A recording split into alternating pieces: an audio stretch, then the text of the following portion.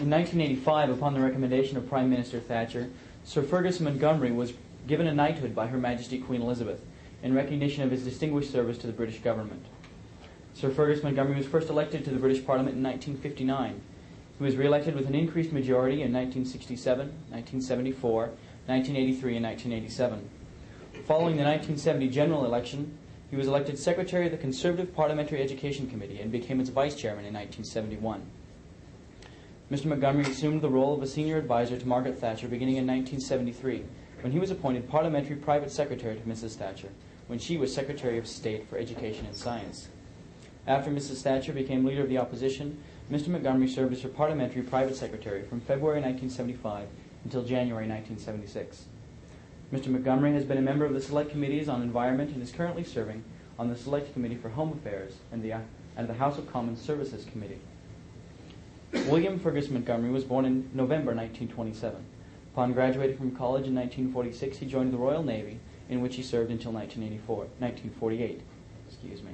He then taught as a schoolmaster from 1950 until 1959. Mr. Montgomery started his political career as a Young Conservative and was National Young Conservative Chairman from 1957 to 58. He was a member of the Hebburn Urban District Council from 1950 to 58 and was first elected to the House of Commons as a member for Newcastle East in the general election of 1959 by 98 votes, and was the first Conservative ever to represent that constituency. He's presently touring the United States and speaking at American universities, and it is our pleasure to have him here at Brigham Young University. Then I'll give the time to Mr. Montgomery.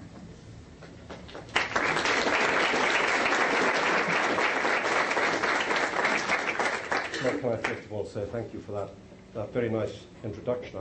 I began to wonder as you were reading out that paean of praise who you were talking about, because it really didn't sound like me. And I'm sorry if I look a little bit scruffy this morning, because I've had a series of tragedies this week, because on Monday I flew from Omaha to Denver to Houston, and I got to Houston at midnight and found that Continental Airlines didn't have any luggage for me, which wasn't much fun. But they did manage to produce it on the Tuesday morning. And yesterday I left College Station on a tiny plane that only had 8 people on it, Continental, and I flew into Houston and then up to Denver, which I'm getting to know like the back of my hand, and then on to Salt Lake City, and I got into Salt Lake City last night, and guess what? Continental Airlines didn't have any luggage for me. They said, and I'm a little bit worried about this, that they had found a case in Oklahoma City that had a label on that said Lady Montgomery. And I think I've got to be very careful that when I eventually get it, I've got to add my name to my wife's, in case anybody gets the wrong idea. But you know, it's awful, because I've only, by the kindness of Dr. Jacoby, got a tie to wear. So, you know, Sir Fergus Montgomery appears partially dressed by Dr. Jacoby. And poor Continental Airlines, I've written to them several times because I'm on their frequent flyer program, and I've written to say how good they've been, because, you know, they've always been fine. But the president of Continental Airlines is going to get a letter this week that I don't think he's going to enjoy reading. And you see, Continental Airlines tell me that they're trying desperately hard to improve their image, and that the great aim they've got is that they're going to get across as being the caring airline. And they told me, you shouldn't smile there or laugh there, it's, you know. And they told me of the story of the lady who decided that she would ship her dog from Houston to Miami. And you see, if you ship a dog on an airline, it's got to be put in a crate and carried that way. And when the plane got to Miami and they unloaded the plane, there was the dog lying flat on the floor of the crate, and it was dead. And the 2 men thought, you know, that poor lady, you know, she's going to be demented. And so they dashed to the dog pound, and they picked a dog that looked as near like the one that was dead, and they brought it back, and they took the dead dog out, and they put the other dog in, and they wheeled out the crate, and they opened it, and the lady stood there, and the dog was absolutely marvelous, and it jumped up to the lady, and it put its paws on her shoulder, and it licked her face, and she fainted. And the men from Continental couldn't understand this, and they revived her. And they discovered that the dog had actually died in Houston, and she'd sent it back to Miami to be buried.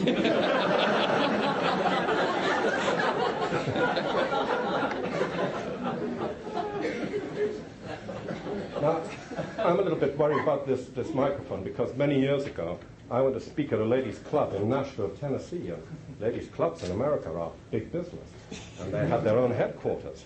And so I was met at the door by the chairman and her best friend, and I was led through this great hall, and there were the ladies of Nashville with their best hats and the jewelry and everything.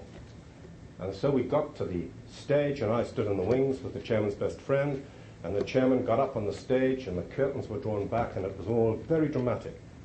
And she began the introduction about, how marvelous I was. And I was still standing in the wings with the chairman's best friend, and you've got to forgive my southern accent, because the chairman's best friend said to me, Mr. Montgomery, some of our ladies haven't been able to hear the speaker, and we just bought this new microphone, and we just wondered if you'd mind wearing it. But as they were paying for me, who was I to object? And so I said, of course not. And it was one of these microphones that they fasten around the back of your neck. And so the chairman was still holding forth on the stage, and the chairman's best friend was fastening this thing around the back of my neck. And I said to her, is the lead long enough to get me out there? Oh, yes, she said. And just then the chairman said, and ladies, I give you Mr. Fergus Montgomery. And out from the wings I came dancing, and halfway across the stage there was a terrible ear-piercing shriek, because the lead wasn't long enough to get me out there. And I had a friend in the audience, and she said, that was marvelous. You couldn't have done anything better. It was the funniest thing they'd ever seen. And I said, yeah, great, but I'm much too young to die. And so since then, I've always been a little bit cagey about microphones. I came to America for the first time in 1960. I came as a very young, new member of Parliament. And somebody in your administration thought I was a foreign leader because they had a foreign leaders program. And I didn't argue with them, I just came. And if anybody had said to me then, you can go anywhere you like in the world, I wouldn't have had to have thought about it. I'd have said I want to go to America. And so I said, I'd like to go by sea. And they said, we're paying for you to come for 60 days. And I said, I'll still spend 60 days there. And they said, your per diem allowance doesn't start until you get to the United States. And I said, who cares? And you see, it was very clever on my part to come on the United States. Because by the time I got to New York, I had an address book full of names of people who I met on the SS United States, who said, if you come anywhere near us while you're in America, let us know. And the result was that for 60 days, I went around the United States. And if I'd just stayed in hotels all the way around, I think I'd have gone back and said, yes, it was good. But because I went into people's homes, it made all the difference. And you see, I think you Americans are much better than we Europeans. Because you say, come for dinner tonight, come for lunch tomorrow.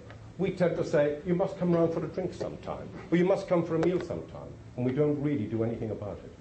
And so, because of that experience that I had in 1960, I've been coming back to America ever since, and if I didn't live in the United Kingdom, there's only one other country I'd ever want to live in, and that's in the United States of America. Now, I've got to talk to you today about the role of Britain in world affairs. And in March 1979, our ambassador in Paris at that time was called Sir Nicholas Henderson. And he wrote a letter to the British Foreign Secretary at that time, who was called Dr. David Owen, who was the Foreign Secretary in the Socialist government at that time. And Sir Nicholas Henderson wrote a letter which was basically home thoughts from abroad. And he wrote that letter to the Foreign Secretary, and somehow or other, the Economist magazine got a copy because it was leaked, and they printed it, so that lots of people read what our ambassador in Paris was saying about the situation as he saw it at that time. And the message that he was trying to get across to the British government was that at the end of the war, Britain had been the victor in Europe. We were therefore receiving the grateful thanks of all of those nations that had been occupied during that war. And that from that pinnacle, we were now regarded in France as a model not to follow if economic disaster was to be avoided. And from having the big three status in 1945, where at Potsdam, Clement Attlee, who was our socialist prime minister at that time, Harry Truman, who was your president at that time, and Joe Stalin sat to determine the future of Europe. And from that, we had slipped to a point where it was believed that we were poor, and unproud, well, we had ceased to be a world power and that we were of no significance in Europe. Now, 2 months after that letter, something dramatic happened in the United Kingdom. The letter was written in March 1979, and in May 1979 we had a general election in the United Kingdom. A general election in which the socialist government was defeated, and a new conservative government led by a lady called Margaret Thatcher took over. And Margaret Thatcher, on becoming Prime Minister, was determined to reverse the national decline. And I think today, in 1988, Britain is again confident in the world, and I believe that it is playing a full part in international affairs. And how did we achieve it? Well, in that famous letter written by Sir Nicholas Henderson, he said we were a nation with low growth, low productivity, low output, that we had an economy that was bedeviled by high inflation, high taxation, and excessive trade union powers. Do you know that in 1975, under a socialist government, inflation actually reached 27%?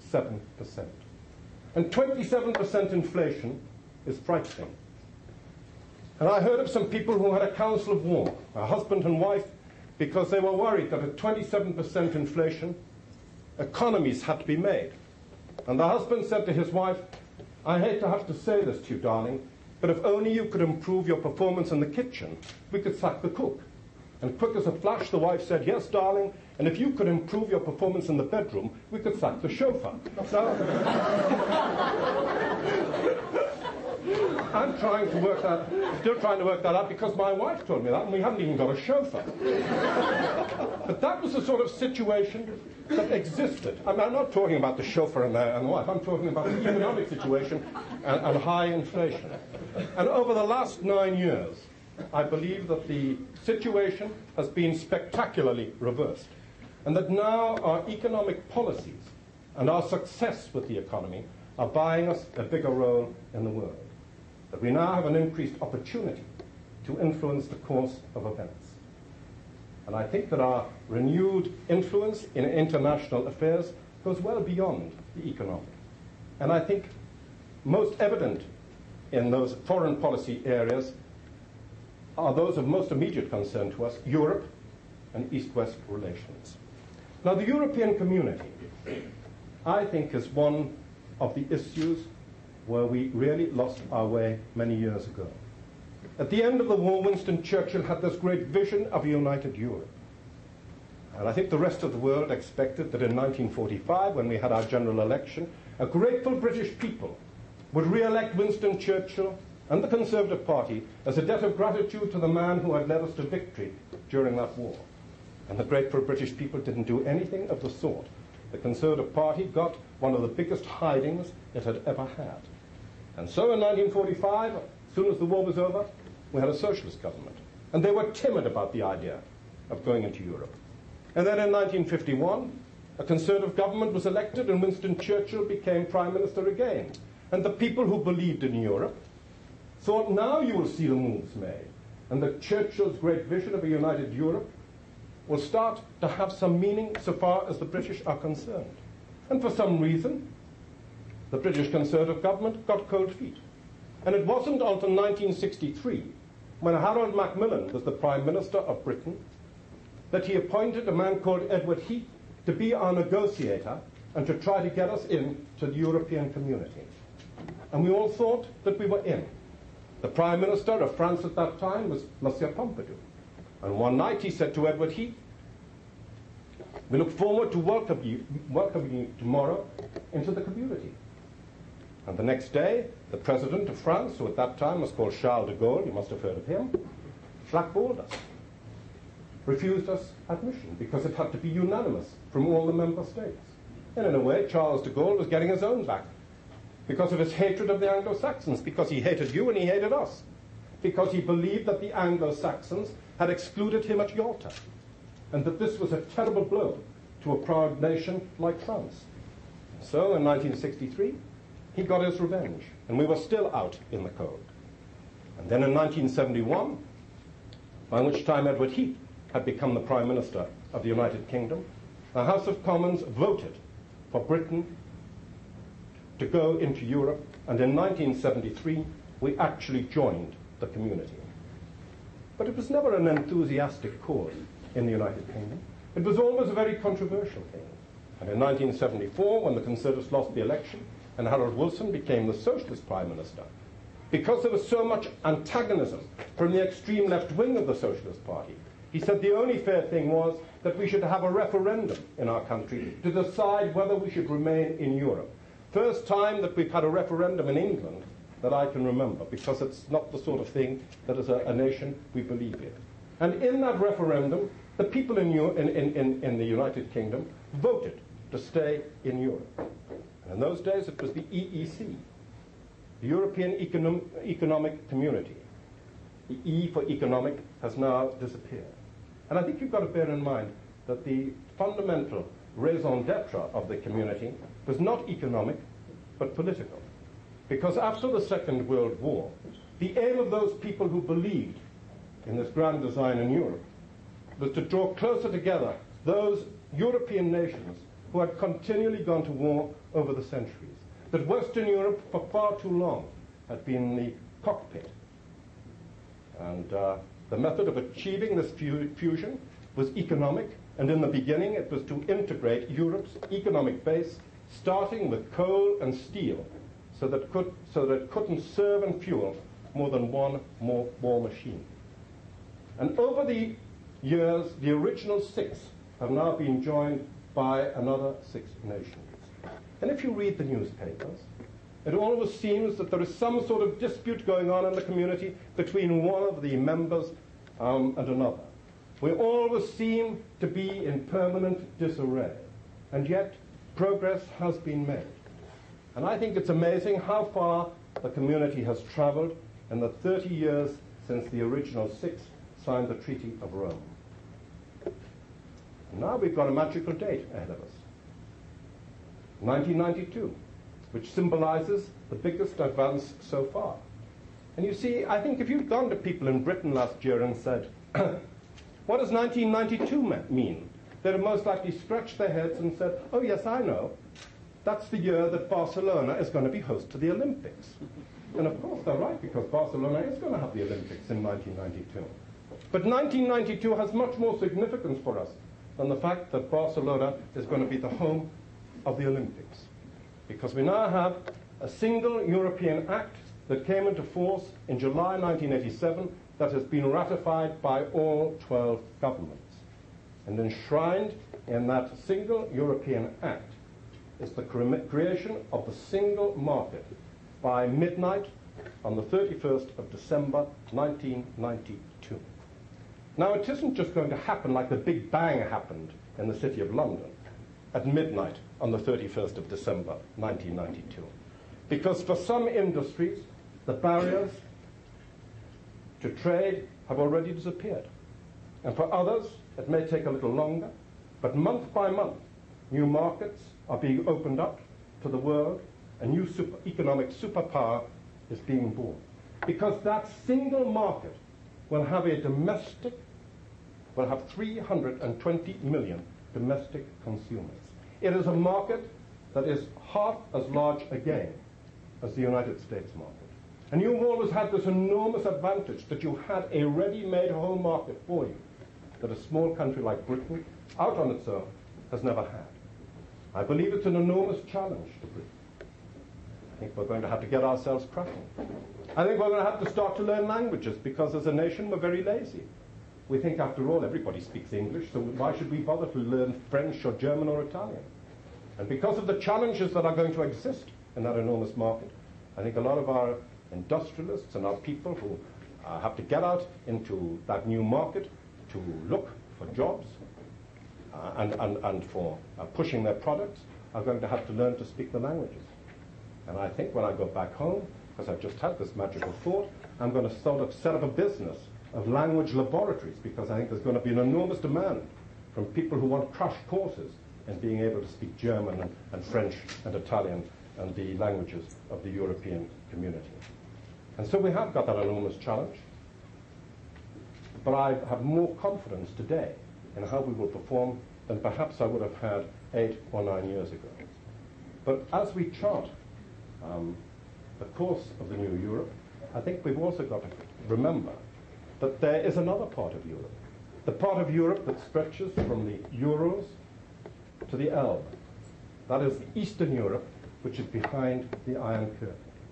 And over the last 8 years, the British government has insisted that the West had to maintain a united front against Soviet arms buildup and against Soviet aggression abroad.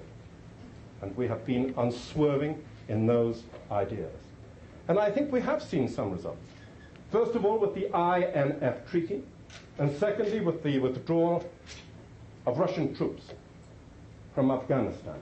And I think in some way that is a vindication of the policy that has been pursued. And I think at the same time, we also have to recognize that Mr. Gorbachev is a new style Soviet leader. He is a man that Mrs. Thatcher said she could do business with. And it isn't without notice that Mr. Gorbachev, on his first visit to Washington, stopped off in Britain, and that Mr. Reagan, returning from his first visit to Moscow, also stopped off in Britain. And when your president came on his return from Moscow and stopped off in Britain, he attended an enormous function in the Guildhall in the City of London, and he said there for all the world to hear, the firm, eloquent voice of Margaret Thatcher has been heard approvingly in both Washington and Moscow. And you see, she is a remarkable lady. You said when you introduced me that I was her PPS when she was the Education Secretary. You also said that PPS stood for Parliamentary Private Secretary. Unkind people said it meant pretty poor substitute. And when I worked for her, when she was Education Secretary, she was the only lady in the cabinet. And all of my colleagues who were PPSs to men used to talk jokingly about their bosses as their masters. And this put me in tremendous difficulty, as you can imagine. I helped to get her elected as leader of my party in 1975. And I can remember working in her private office at that time, the number of letters we got from people saying, how dare you feel that you can lead the Conservative Party? How dare you feel that you could one day be Prime Minister of this country because you know nothing at all about foreign affairs? Well, that wasn't true. And she'd never had a chance with foreign affairs because the Conservative Party during that period had a man called Alec Douglas Hume, who for a while was Prime Minister, for a considerable time was Foreign Secretary, and during the years of opposition was the main spokesman for the Conservative Party on foreign affairs. And when you have a man of the standing of Alec Douglas Hume, then nobody else was going to get a chance to become a spokesman on foreign affairs. But having been chided on being ignorant on foreign affairs, over the years the lady has learned. And I think that a lot of people, to their cost, have learned how much she's learned. Because in April 1982, Argentina decided to invade the Falkland Islands. And your president, Mr. Reagan, and your Secretary of State, General Haig at that time, warned General Galtieri in Argentina. They warned him that this was a lady who was tough, who said what she meant and meant what she said. And Mrs. Thatcher said to Galtieri, get your troops off the Falklands and we'll talk. And he refused. And so she said, okay, if you won't get them off, we'll retake them by force. And a task force was assembled, 27,000 men, over 100 ships. And they set off on an 8,000-mile journey to the other side of the world. And there were ghastly problems. Let nobody be under any illusions about that. Because we had to wage a war without any land base, where our troops were on ships like the QE2 and the Canberra and aircraft carriers like the Ark Royal, where if a Exocet had landed on any of those ships, the casualties would have been horrific. And if we had horrific casualties, then Mrs. Thatcher would have ceased to have been Prime Minister almost immediately, because her head would have been straight on the chopping block and she would have been out. And she had to make decisions. And I think she'd learned from the past. She'd learned from Anthony Eden when he was our Prime Minister at the time of Suez in 1956, who interfered too much with the decisions that had to be made by the military people. And she let the military people have their head, and she said, this is your job. I have to make the political decisions. You are the people who are going to have to wage this war. And as a consequence, because she gave them a free rein, we had a successful campaign. And I can't think of any man in the United Kingdom Parliament who would have had the courage to do what she did at that particular time. I don't think that the Argentinians expected us to fight. I think they thought we would huff and puff and do nothing, as we would have done in the time prior to Margaret Thatcher. They hadn't bargained for her, and during the whole of that time, she never flinched, but she suffered when the news was bad. One night we were told that the Defense Secretary was going to make a statement at 10 o'clock that night because the cruiser HMS Sheffield had been sunk and there were quite a lot of casualties. And I remember at 10 o'clock that night watching as the Secretary of Defense made his statement, this little lady who was all curled up and sad and upset because of the lives that had been lost, the people who had gone to fight what she believed was a war that perhaps should never have been fought, but a war of honor to take on an aggressor. And the Falklands Factor, as it was concerned, became the great breakthrough for Margaret Thatcher, because she gave us national pride again, because she gave us strong leadership again. And who could call her inexperienced in foreign affairs now? Because I think today she stands at the center of the international stage. I think she's a stateswoman to be reckoned with. And I think she has played her part in the improvement of East-West relations. And I think her view would be that we have got to continue with our policy of dialogue plus sure defense. You see, it's a policy that has served us very well in the past. And nobody has any doubts at all that there are significant changes taking place in Russia today. Nobody doubts that Mr. Gorbachev faces very serious economic problems. You see, I used to think that at one stage we couldn't win against communism. I used to think that all of those people who've been born since the revolution know nothing else but communism, that they've had nothing else but communism pumped into them from the time they were born all the way through school and through higher education. And I thought you can't win against that. But I was wrong, because somehow, as more and more people have gone into Soviet Russia, more and more Russians have seen that life is much better on the other side of the Iron Curtain, that we have things that to us are commonplace and ordinary, but to them are great luxuries. So he has these economic problems because the experiment has failed.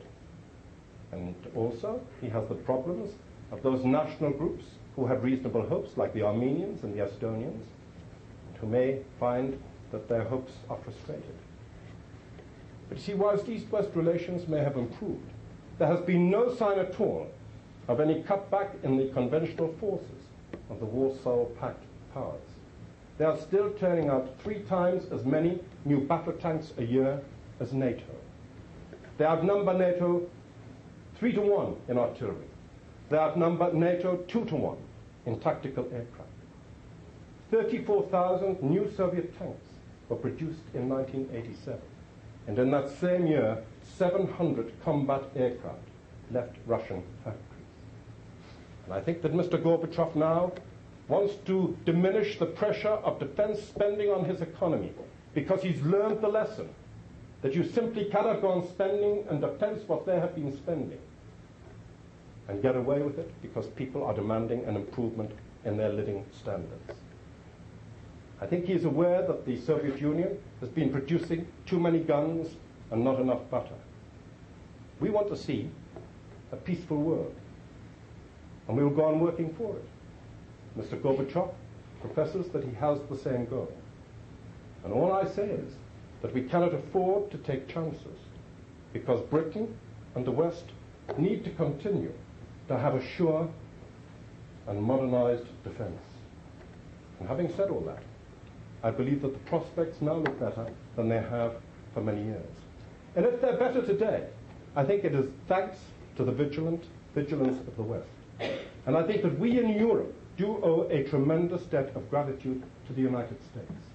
Because in those war years when we stood alone, you brought in, your president at that time, Mr. Roosevelt, brought in Lend-Lease, which was the saviour of Britain at that time because our financial resources were exhausted. And then after the war, thanks to the Americans, we had the Marshall Plan and we had the creation of NATO. And I hope that maybe today the American people feel that with the united Western Europe and the failure of the communist system on the other side of the Iron Curtain, that the American efforts over the years have borne some fruit. Now, I've spoken about foreign affairs, and I'm going to answer questions. But if you want to ask me questions about anything other than foreign affairs, please feel free to do so. If you want to ask me why it is that Mrs. Thatcher can go on and on and on, whereas poor American presidents can only do 8 years. If you want to ask me why we're so much more civilized than you because our election campaign only lasts for 3 weeks, for which we're all very grateful. If you want to ask me why it is that the Conservatives go on winning elections in the United Kingdom, please feel free to do so. But, feel your questions, and if I don't know the answer, I'll try to be honest with you, and that's a change for anybody in politics. I won't waste your time. I'll just say, don't know. Okay. Recently, a man named Peter Wright published a book called The Spycatcher. What kind of impact did this have in Britain, and particularly, what kind of impact did this have on Parliament? Well, I think if Mrs. Thatcher could get her hands on Peter Wright, she would strangle him with the greatest of pleasure. You see, what you've got to bear in mind is, Peter Wright was in the Secret Service, and he signed an undertaking that he would never divulge anything that he learnt at that time. Peter Wright at that time was very much on the right wing politically. And he then went to Tasmania. And I think we made a mess of things over his pension.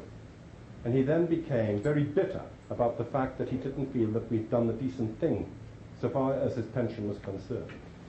And so he got his revenge by writing a book. I think we've helped him enormously. I think we made him a very rich man because we gave him an enormous amount of publicity. I think if we hadn't tried to block his book in the courts in Australia, right, people wouldn't have heard of it. Have you read it? Yes. Did you find it boring? Yeah, I found it extremely interesting. Oh. Well, you're the exception to the rule. Everybody, I mean, I wouldn't read it. I wouldn't spend the money for that man. But I mean, people I do know who've read it, and they all say, well, it's the most boring book they'd ever read.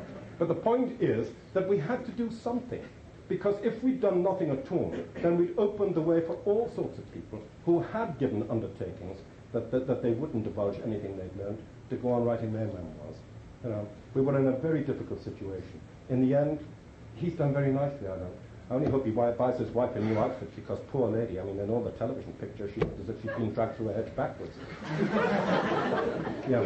So, Fergus, in November of 1985, Thatcher signed, she went behind the people of Northern Ireland's back and signed the Anglo-Irish Accord. It's been proven to be a pathetic excuse for the solution to the Irish problem. Now, are you one of Thatcher's yes men and agree with this policy, or do you have your own opinion on that? Well, I certainly don't agree with the Reverend Ian Paisley. That's for sure. And I think when he called her a Jezebel, wasn't very nice. All she is trying to do, you see, and it's been misunderstood completely, all she was trying to do when she signed the Anglo-Irish Agreement was to try to get better cooperation between Ulster and Éire. Wait a minute, you've asked me a question, let me finish it. What she has said repeatedly, time and time again, that Dr. Ian Paisley closes his ears to, is that as long as the people of Ulster vote to stay as part of the United Kingdom, that will happen. That is the placard that they hold every time that Dr. Ian Paisley holds. Ulster is British. And as long as you have a majority of people in Ulster saying we want to be part of the United Kingdom, that will continue. There is no way she's ever going to give up on that. We can't. And you see all these people who stupidly talk about the reunification of Ireland and having a united Ireland, all they're going to do is to transfer the problem, because you cannot hold those people down in the north, the Protestants in the north, who are in a majority. You cannot hold them down and say you are now going to be part of a country that you disagree with. That's the great problem. All she's trying to do is to try to get peace there, because it's a terrible waste of lives, because we've got British troops there, and we get criticised for that. And what people don't realise is that in 1978, when Mr. Callaghan was the Prime Minister, the Catholics in Ulster asked for those troops to protect them. And a man called Jerry Fitt, do you know who I mean? Who was a Member of Parliament for West Belfast and is now in the House of Lords, because although he's basically a socialist, the IRA hated him, and they tried to get him several times. And Jerry Fitz said at the time, and by God, it was true. He said it is the easiest thing in the world to send those troops in there. It is going to be the most difficult thing in the world to get them out, and we found that. I can talk to you later, because it's, you know, I mean, I feel very strongly, you see, because I'm Irish. Well, I guess that. You see, maybe my Irish is a bit different to you than yours. That you see, my mother's maiden name was Murphy, and she was Southern Irish Catholic from Cork. And my father's people were called Montgomery, and they came from Cookstown, County Tyrone, and they were Ulster Orange Protestant. And it's a terrible mixture, and maybe that explains a great deal about me. But it's one thing, you see, that I saw so much bigotry when I was a child between the Catholics and the... And I just think it was so pointless that I've never argued anybody's religion ever since. Yes, with Great Britain's lease on Hong Kong running out and the possibility of Gibraltar leaving the influence, if it's a possibility, I hope not. If that in fact does happen, how will the loss of Hong Kong specifically limit Britain's military response to the commitment in the East? I mean, first of all, on Gibraltar, again, yes, it's the same. I'd like to know about it. I've just explained that one. It's the same thing as in Ulster. It's self-determination. Right. That all the lefties in the world are always screaming about self-determination as the important thing. The people in Ulster have had self-determination, and they say, we want to stay part of the United Kingdom. And surely, if that's the wish of the majority, that's got to be respected. And the same thing applies in Gibraltar, that they had self-determination, and they said overwhelmingly, we want to stay as part of the British Commonwealth. And I think the ill feeling between Britain and Spain over that has died down, and I mean, Spain is now a member of the community, and I think things have improved there. On the question of Hong Kong, we've got to do it, right, because there was an agreement signed, and we promised that we would move out. I don't think you're going to see all that many changes there. Have you ever been to Hong Kong? No, I haven't. Well, you see, it's a thriving place. When I was a child, anything that was made in Hong Kong was the cheapest in the world, sort of thing. It was cheap. Not anymore. You know, they've improved the living standards of the people there enormously. I think the achievements of the government in Hong Kong, with all those refugees who came over from China, and how they've rehoused them and given them decent standard of living, is phenomenal. But you see, China is also changing. We're talking about the changes inside Soviet Russia. China's also changing. China will welcome that window, if you like, on the coast, that outlet, because, you know, Hong Kong is going to be of immense value. I mean, I think some of the local people are very concerned about the consequences because they've been used to having the British there for so long. Yes. Sorry for my English, it's not very well. Well, neither is mine. My American's even worse. Is it possible that the victory in the next election for the Labour Party changed the foreign policy in relation with the colonial occupation, the Falkland Malvinas? And the other answer is the victory in Falkland, Malvinas War,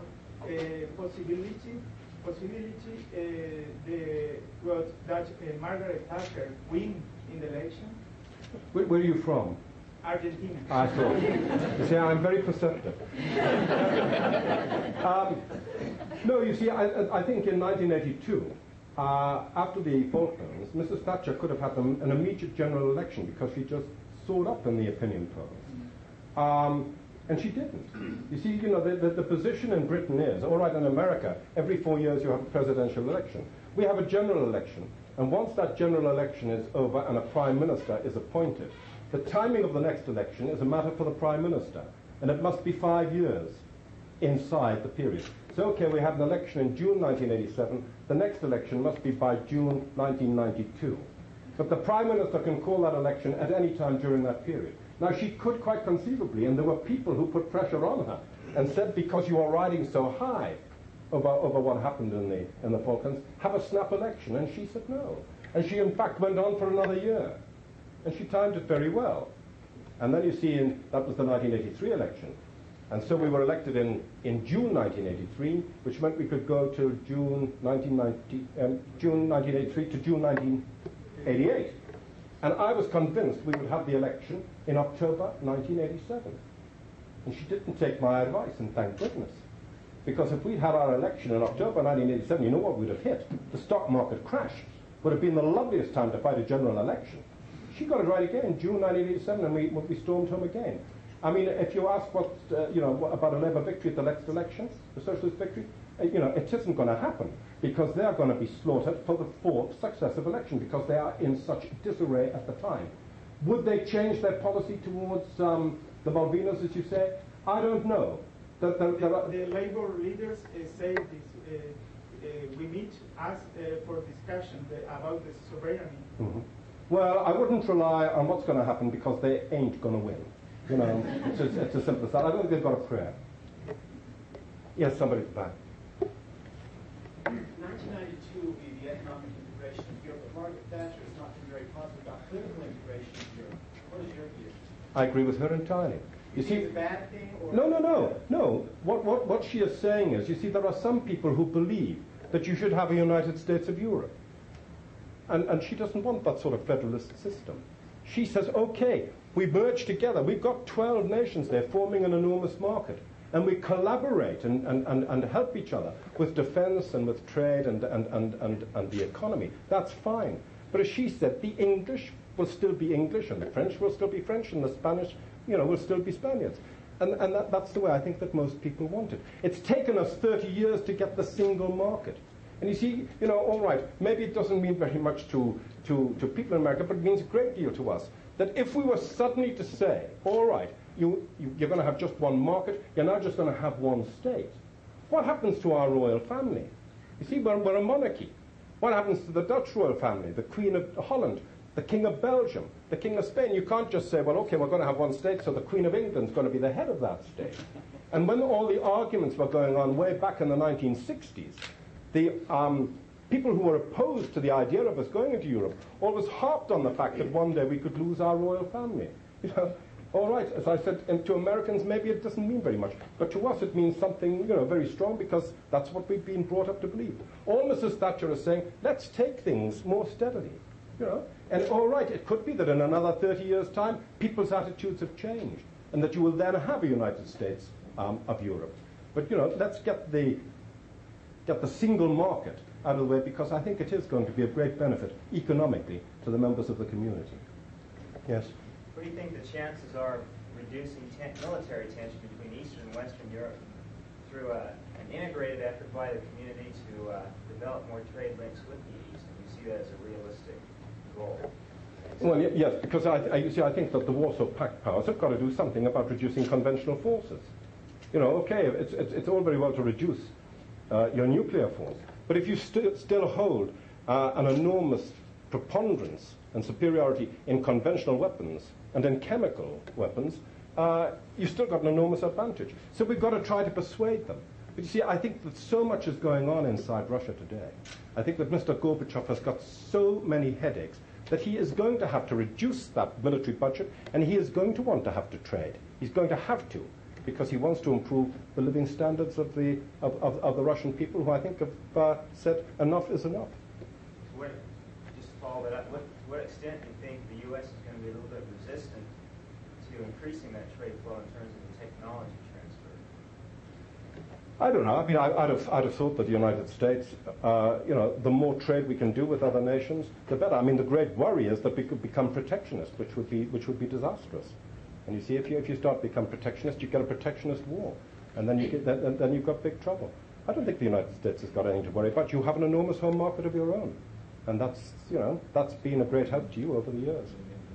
With glasnost inside Russia and the loosening of Russian controls, do you see Russian inside Russia? Do you see Russian controls loosening over Eastern Europe and maybe Sorry, do I see Russian controls loosening over Eastern Europe and eventually perhaps a united Europe community, including the East? Oh, I think that's a long way off. I think that, I think the fact that they've had to get out of Afghanistan is not without significance. When you think of that small nation, and they've made life so difficult for them. But you see, you've got a lot of discontent in the Baltic states, where they, are very worried. And you see, that's the other problem Mr. Gorbachev has got to cope with. That if you are holding down all those millions of people in Eastern Europe, it's a very expensive pastime, because you've got to keep your troops there. And that's why perhaps you are going to get an improvement there. I've got faith. I think that he is genuine. And I think he's a very different kind of leader than we've had there for a long time. Is it a European consensus among the leadership that with this European community there will be enough military strength and cooperation that the United States can withdraw some of its or most of its land forces from Western Europe? Well, I would hope you don't withdraw them all. But I think you've got a legitimate grouse, because I don't think that the West has paid sufficient of the contribution towards the cost of defending the West. I mean, you see, I think it's marvelous that America is so well aware now of the dangers.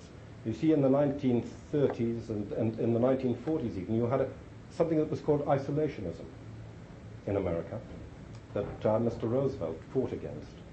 And there were the people who said, if there's going to be another war in America, in Europe, it has nothing at all to do with America. That would have been disaster. Because if we had gone under in 1940 to the Germans, you know, Hitler wasn't going to stop in Europe. You know, his aim was world domination. And whether they liked it or not, I don't think America would have been able to have avoided a conflict. I don't think you get isolationism in America today. I think that you've got a much wider concept of things, and you have played an enormous part in the defense of Western Europe. You know, I just don't think that I'm not just talking about Britain, I'm talking about the whole of Western Europe. I don't think we've been as grateful as perhaps we should have been. And I hope you don't get put off by the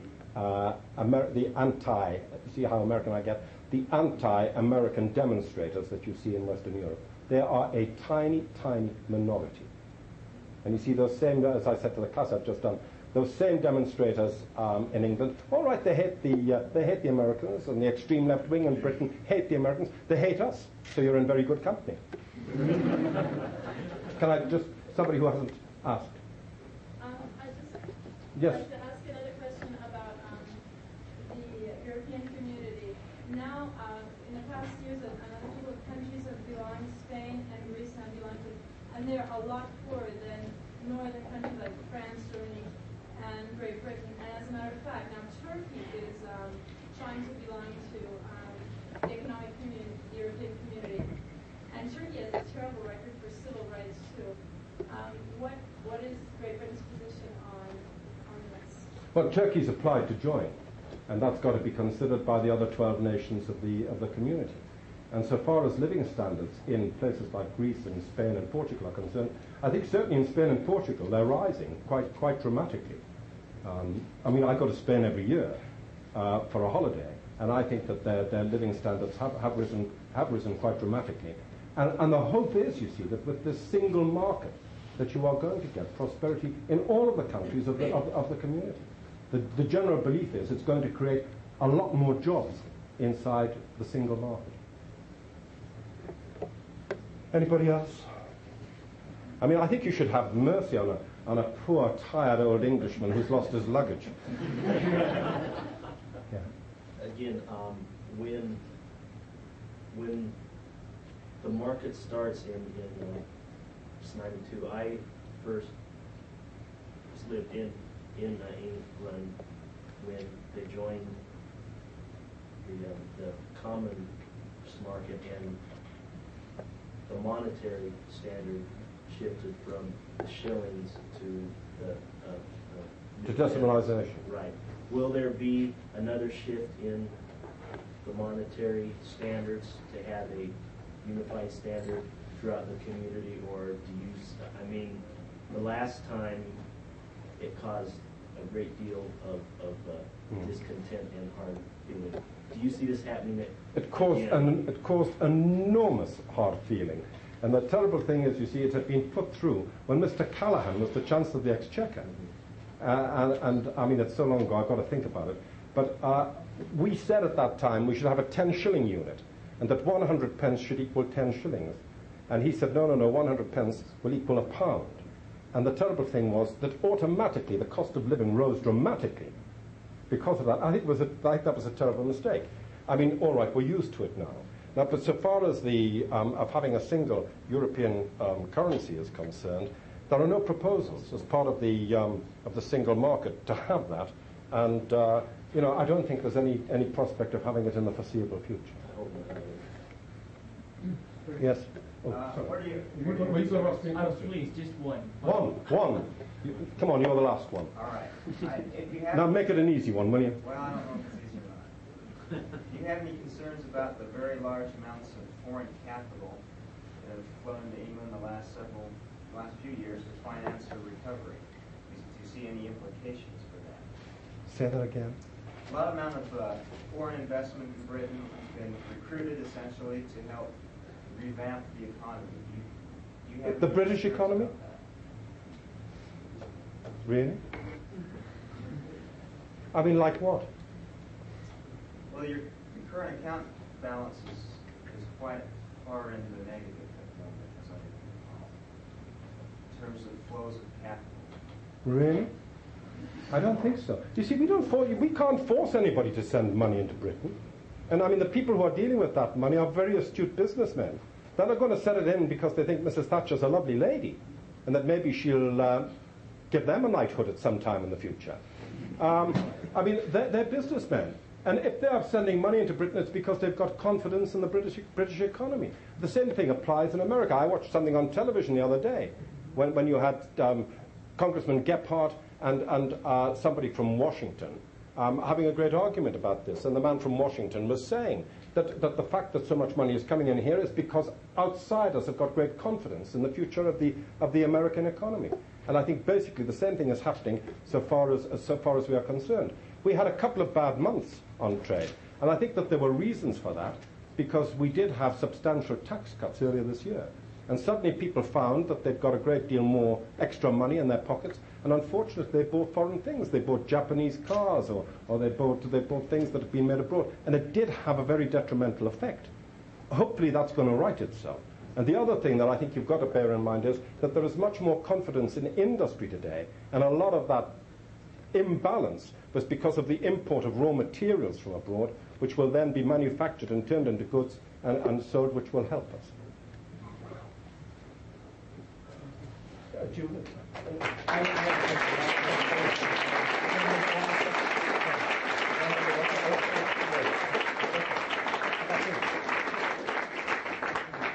We want to thank you for your attendance today, and also thanks to Fergus Montgomery for joining us here at BYU.